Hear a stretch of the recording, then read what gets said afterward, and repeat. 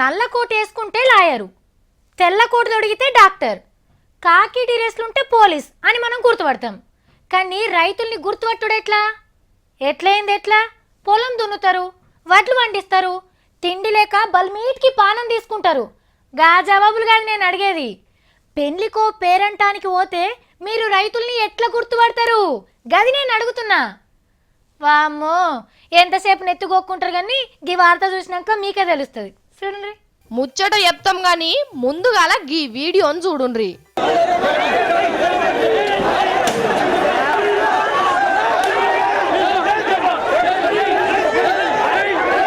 చూసిండ్రా మంచిగా? మొన్న ఆదిలాబాద్ మార్కెట్లో జరిగిన ముచ్చట్నే ఆఫీస్ అద్దాలు వలగొట్టి ఆగం చేసిండ్రని వీళ్ళ మీద కేసులు పెట్టిండ్రు ఆఫీసర్లు.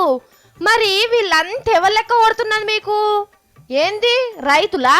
ఏ కాదట, అడవుల మంత్రి జోగురామన్న చెప్తాడు ఇనుండ్రి.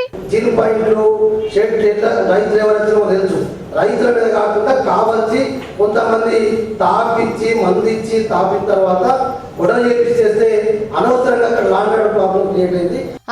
ఇన్నరా, జిన్ను పాయింట్లు టీ షర్ట్లు రైతులు వేసుకుంటారా అని అడుగుతున్నాడు. చూద్దాం మరి రాళ్ళు వేసినోళ్ళు జిన్ను పాయింట్లు వేసుకున్నారో లేదో.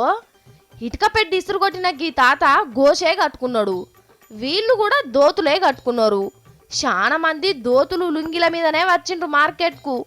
ఏరి సారు జిన్ను పాయింట్లు వేసుకున్నోళ్ళు ఆడోగలు కనిపిస్తున్నారు కానీ వీళ్ళు పడుసు రైతులే సారు. దోతులు గట్టరాక పాయింట్లు తొడిగిండ్రు గంతే. ఒక్క ఆర్డర్ అయిండ్రి సారు, ఇద్దరు సంది మార్కెట్కు రావాలంటే దోతులు కట్టుకొనే రావాలే అని. ఇక మందు తాగొచ్చిండ్రంటవా? సూక్కేసి వస్తే ఈ పోలీసు వాళ్ళని కూడా లెక్క చేయకపోదురు.